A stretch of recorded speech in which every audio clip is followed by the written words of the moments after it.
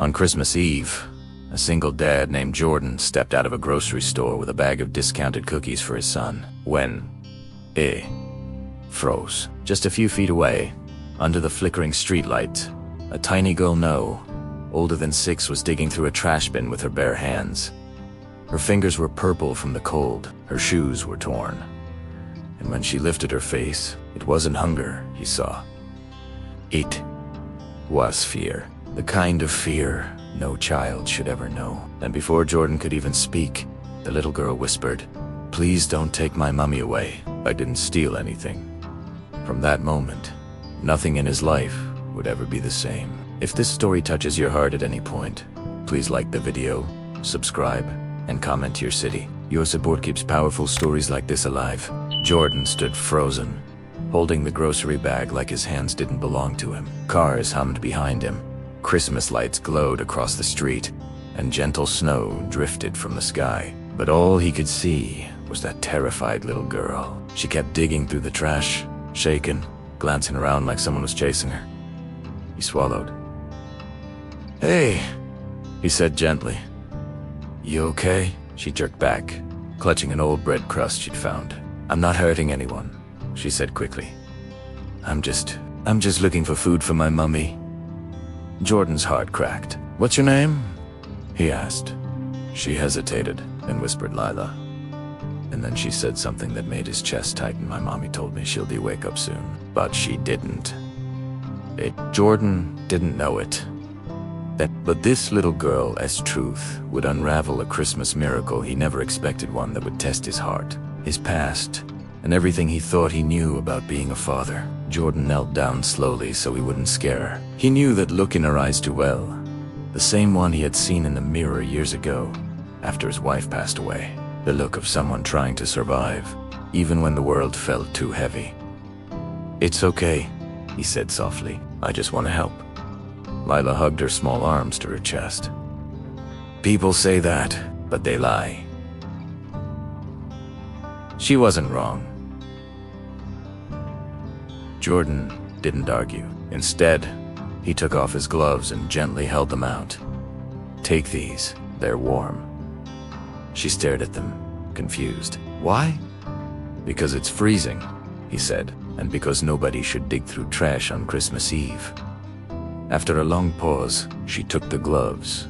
With trembling hands, Jordan noticed something then. Her coat was too big, like it belonged to someone else, and her eyes kept drifting toward the alley beside the grocery store. "Lila, where's your mom right now?" Her chin wobbled. "Sleeping."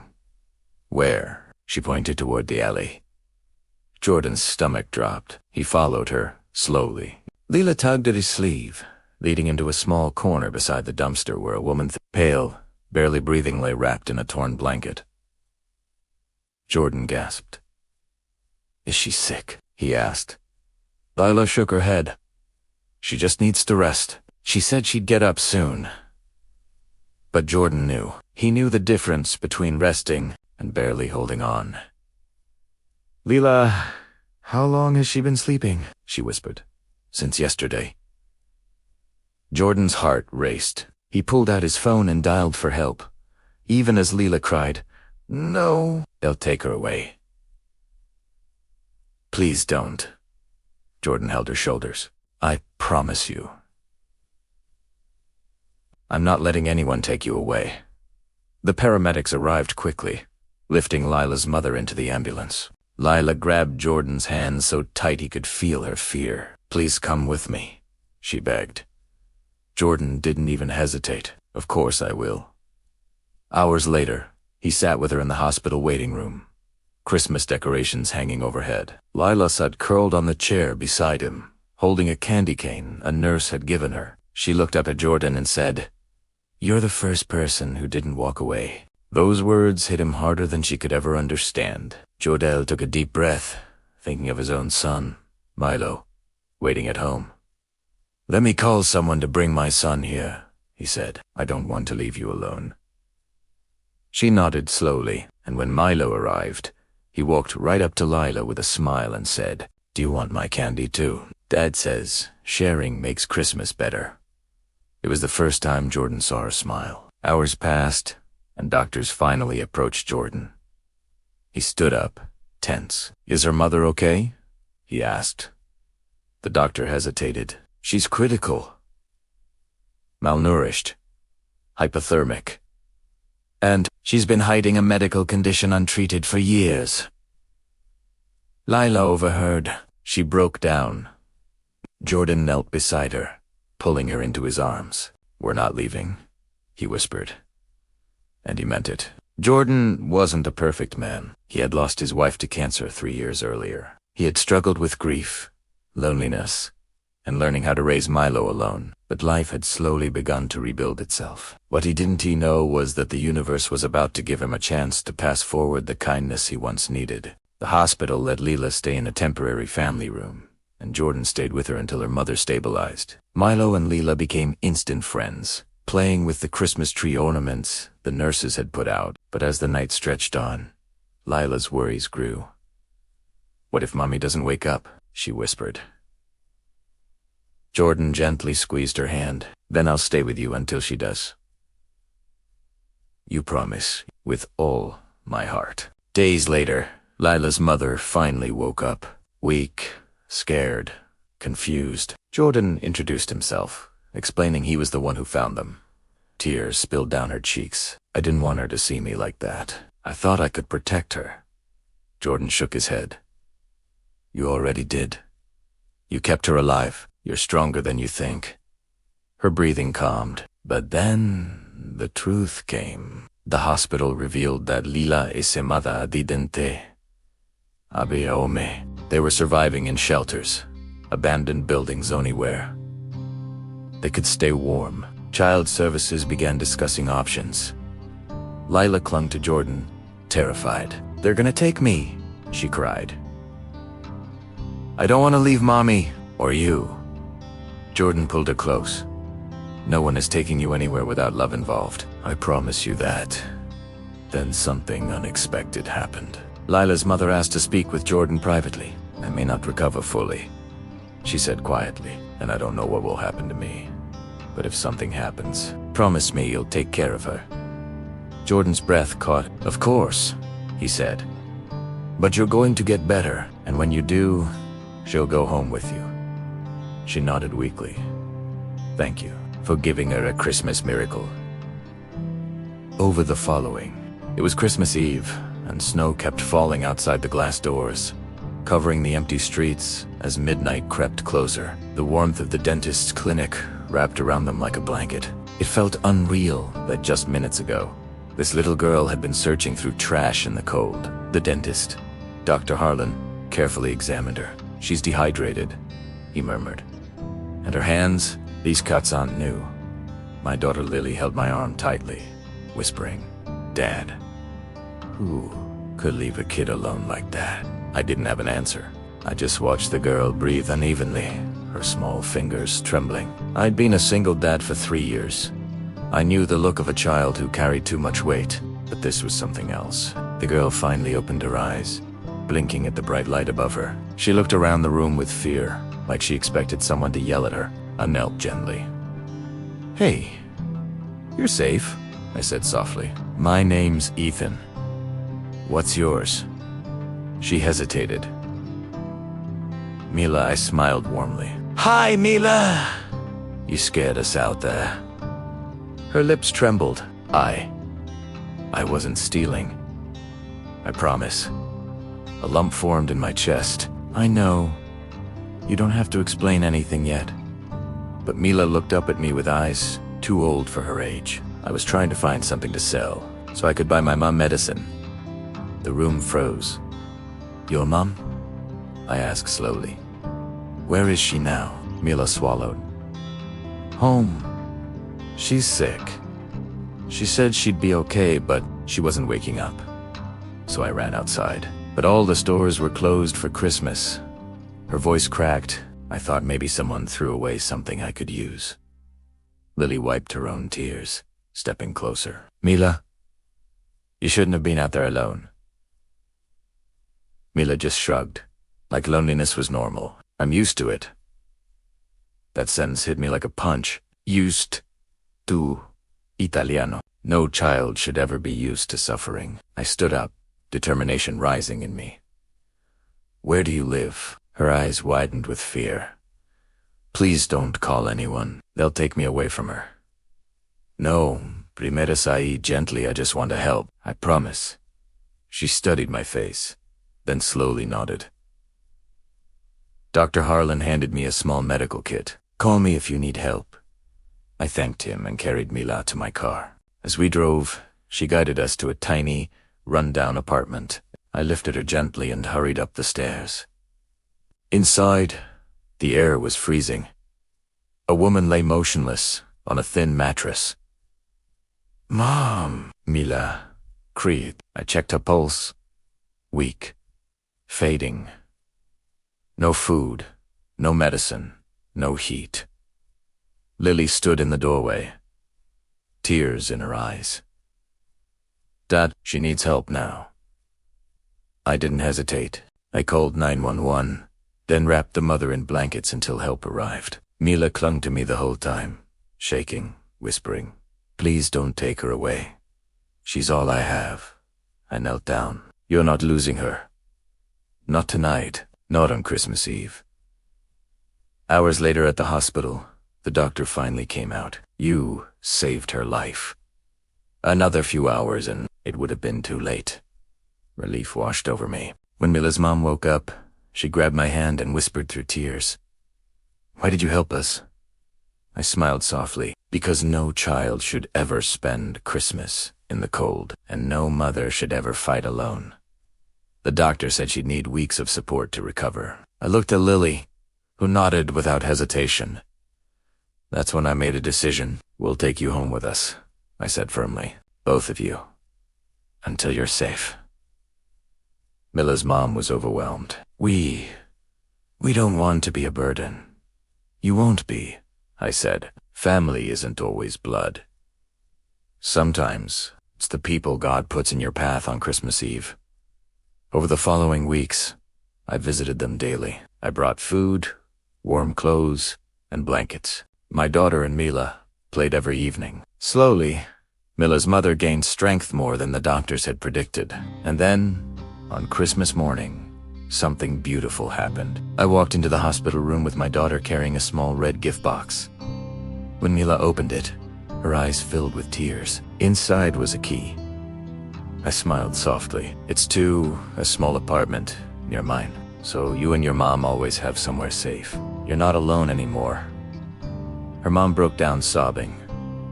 "Why would you do this?" My voice cracked. "Because someone once saved me when I needed it most. And now, it's my turn." Mila ran into my arms. My daughter joined her. Even her mother managed a small, grateful smile. That Christmas, 3 families, once broken, once lost, once strangers, became one. And that's the message I want you to feel tonight. Kindness is never wasted. One small moment can change an entire life, and miracles are real, especially on Christmas Eve. If this story touched your heart, please like, subscribe, and comment your city. Your support helps these stories travel across the world. Thanks for watching. The first week passed like a miracle wrapped in snow. Ethan's house, usually quiet, predictable, and a little lonely, suddenly echoed with warmth he had felt since before Lilia's mother passed away. Mila and her mom, Aina, stayed in the guest room, grateful for even the smallest comforts. Warm food, steady heat, and safety. But something unexpected happened. It wasn't just Ethan helping them. It was them helping him, too. Lily, who had struggled with loneliness since her mother's passing, began smiling again. She and Mila became inseparable, spending hours making paper snowflakes, watching Christmas movies, and whispering secrets only little girls understand. Ethan would often stand in the hallway, smiling at the sound of their laughter. One night, while he stood quietly, watching them decorate a tiny gingerbread house, Anna walked next to him. She was still thin and recovering, but her eyes shone with gratitude. "She's happy again," Aina whispered softly. He nodded. "Yeah, she hasn't laughed like that in a long time." Aina looked down at her hands. I don't know how to repay you. You don't owe me anything, Ethan said gently. You're family now. Anna shook her head, overwhelmed. No one has ever said that to us. He turned to her fully. Well, now someone has, and they mean it. Her eyes filled with tears, but she wiped them quickly before the girls noticed. But not everything was easy. The next morning, a knock came at the door. Sharp, official, the kind that makes your stomach drop. Child Protective Services. The social worker stepped inside, clipboard in hand. We received a call about a child wandering the streets alone on Christmas Eve. Ethan's chest tightened. Anna's face went pale. Mila clung to her mother instantly, shaking. The social worker scanned the room. The girls, the blankets, the holiday decorations. She wasn't unkind, but she was thorough. Ma'am, she said to Anna, we need to ensure your daughter is safe and that you are capable of caring for her. Anna's voice broke. I will be. I'm getting better. Ethan stepped forward confidently. She's recovering, and they're both staying here with me for as long as they need. The social worker raised an eyebrow. You're assuming a large responsibility, sir. I'm not assuming it, Ethan said calmly. I'm accepting it. The woman observed him for a long moment. Then something changed in her face, not coldness, but understanding. She looked around again and saw it clearly. Two girls laughing at a half-finished gingerbread house. Christmas lights glowing softly. Warm food on the counter. Blankets. Safety. Hope. This, she finally said, is the safest place this child could be right now.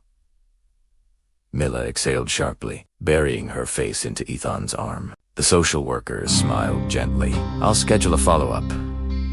But you're doing good here, all of you. When she left, Mila began crying softly. I thought they would take me away. Ethan knelt and held her tight. That will never happen as long as I'm here. Do you hear me? Never. Anna sat down on the couch, covering her face with both hands, as relief washed over her like a wave. Lily hugged her gently. They stayed like that for several quiet minutes, breathing, healing. And then something beautiful happened. Later that night, as snow painted the world white again, Mila walked into the living room carrying a tiny box, wrapped in torn newspaper. She held it out to Ethan with shy hands. I made you something. Ethan smiled softly. For me. Mila nodded. He opened it slowly.